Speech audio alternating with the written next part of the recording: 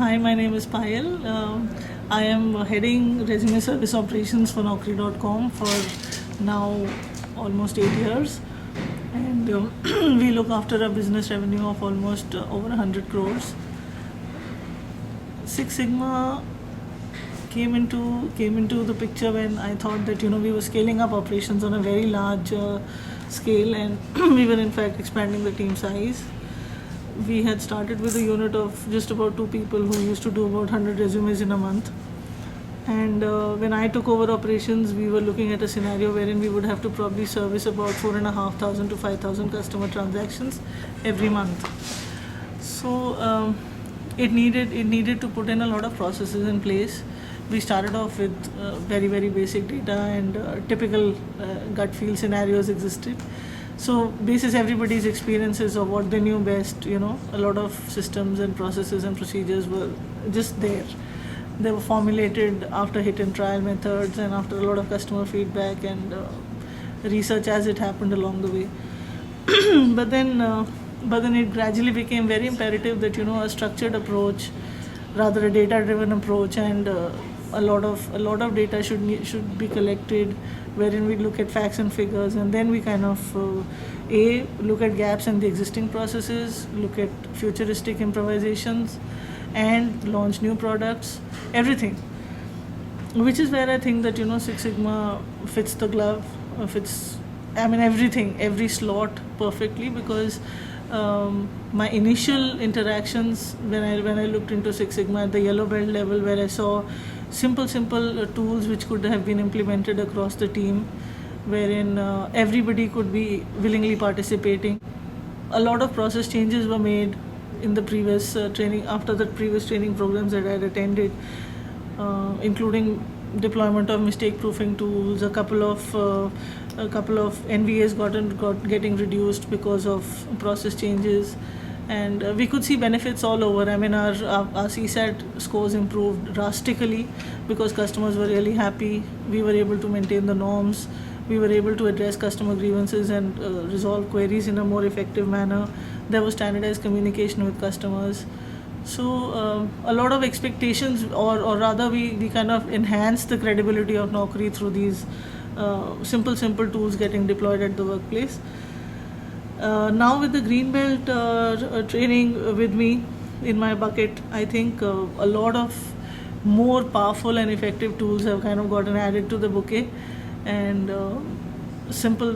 tools like FMEAs or addressing pain areas, probably in case a norm has to be maintained forever and client expectations need to be met.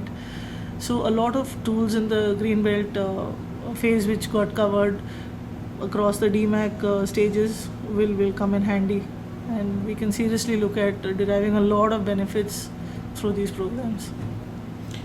Okay, so how many years it has been since you started with Yellow Belt? Typically speaking, the story all began in September 06. Okay. When I came for the Yellow Belt training certification program, and that is when the initial introduction happened, and I could immediately relate to how simple and how effective these tools would be, because I exactly knew where I was facing problems. I exactly knew where the pain areas were existing, and even if the whole organization does not follow the Six Sigma culture, but starting from we had to make a start somewhere. So these simple tools, when discussed across the teams, were readily accepted. I mean, simple things like fishbone diagrams or brainstorming actually helped a lot. So at one time, some time back, resume services was the highest revenue earner probably within Naukri. So was it at that time, did you really feel that these techniques have been really effective? Oh yes, of course. In fact, resume development services still happens to be the most highly paid or the revenue earner for the entire bunch of services which we offer to the job seeker, and to remain ahead of competition also, it is very imperative that these tools be used, and because it not only gives us an insight into what are the gaps or what is the customer not liking in the process. It also shows us so many new solutions to so many new avenues which we can actually explore.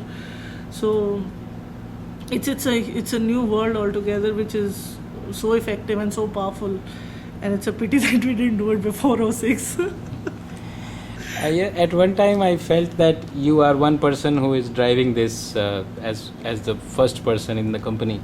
So how have people responded, and how has the acceptance been over this time? Up the line, there has been no resistance, if I may say so, and there has been an acceptance because Naukri always offers the business unit heads to kind of be very entrepreneurial in their approach. So if you are typically vouching, or if you are typically able to deliver results on a particular concept or an approach, the management is okay with that. And down the line, it was very simple because I did not use any heavy jargon or any there were no meetings or conferences, but as you said, just the Nike way, I just told them to do a JDI and it was done. So with a couple of senior managers, probably my immediate direct reports were told that we're doing a brainstorming session and this is the subject of discussion. So then it was more structured and it had a proper agenda which we were following, and we didn't go haywire. Certain basic rules were set basis the brainstorming norms, etc. So that really helped. And so was it conscious decision that you did not use heavy jargon, or yeah, because at that point in time, two factors. A, I didn't want to intimidate the the staff by saying that this is something which has always brought in success, and we were doing pretty well. And at the same time, I didn't want to kind of tell them that no, whatever we've been doing is wrong, and we need to look at it with a different perspective. I just wanted to build it in gradually, because otherwise there would have been a lot of resistance from the team itself, which is now a headcount of almost 70 people. And benefits automatically started to show, and they were pulling up the resources on their own. So data was very encouraging. Right, which is the reason why a lot of data could get incorporated into their appraisals, their incentive plans, and that kind of motivated the staff to accept these basic stuff that we did. Then simple things. I mean, they were asked to make visual controls across the floor. So stuff that they would typically miss out during a telephone conversation, or about listening, or about probably just the monosyllables of acknowledging a customer. Those were put up all across the floor. So very, very basic things. They were supposed to do it themselves, and the number of times that they would take such initiatives, they would be rewarded. So stuff like that got accepted. Even HR appreciated that to a large extent, because attrition fell. Attrition was drastically controlled in my process. People did not want to leave. Internal job transfers were offered. People still didn't want to leave. So that means people a lot were of cohesiveness. Okay. Yeah, they were enjoying because of this improvement activity. Absolutely. And going forward, I think you have identified FMEA and probably control charts. True. But do you feel that DOE kind of techniques could also have some application? I am looking at DOE with a more R&D kind of an approach, because Naukri has always been the first to launch a product of its own kind, and keeping that credibility or keeping that image in mind, we would be able to kind of launch new products probably in the content management business or the knowledge processes that we have already. So DOE could be deployed there, where I could look at future products and do trial implementations, or when I'm probably looking at or evaluating new CRMs, that is when I can actually look at DOE and predict failures and predict faults which should not be impacting my customer at the end of the day.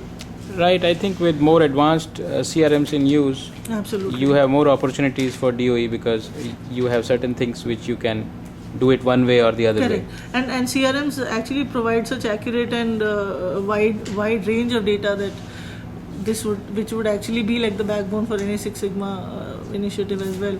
So I think they would blend together well and move on. Okay, so that's it's been great talking to you, Payal. Thanks, VK. And all the best for your future journey. Thank you so much.